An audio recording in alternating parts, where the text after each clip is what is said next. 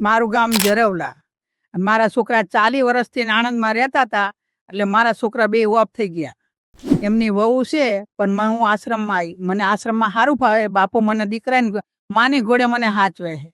મારે કઈ ચિંતા નહીં. દીકરી છે, દીકરી બોલાવે છે, પણ દીકરીના ઘરે મને ઓછું જવાનું ગમે.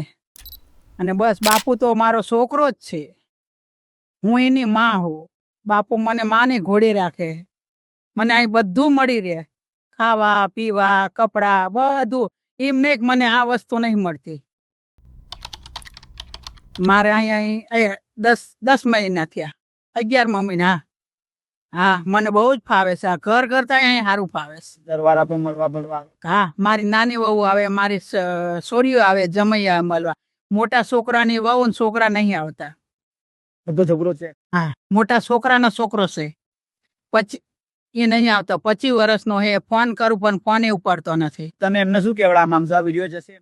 હા, એને હું એમ કહેવા માંગુ કે મારા યશ ને મારી હારે વાત કરે. મારે બીજું કઈ નથી જોતું. મારે એકવાર એનો કોલ સાંભળવો હે. હું એમના ઘરે જવા ઈચ્છતી નહીં, પણ મારે એમના એકવાર કોલ સાંભળવા. એમનો બોલ મારે સાંભળવો. યશ ને મેં નાનથી મેં મોટો કર્યો. મારા યશ ને 2 મહિનાનો હતો ને 5 વર્ષનો કર્યો. અત્યારે મને ભૂલી ગયો. મારા યશ મને ભૂલી ગયો. શાંતિથી રહો અહીંયા બધી. મને આ બહુ સારું. મને આ દીકરીઓની ઘોડે રાખે. મને બાપુ મારો છોકરો હોય, મારો દીકરો હોય બાપુ તો.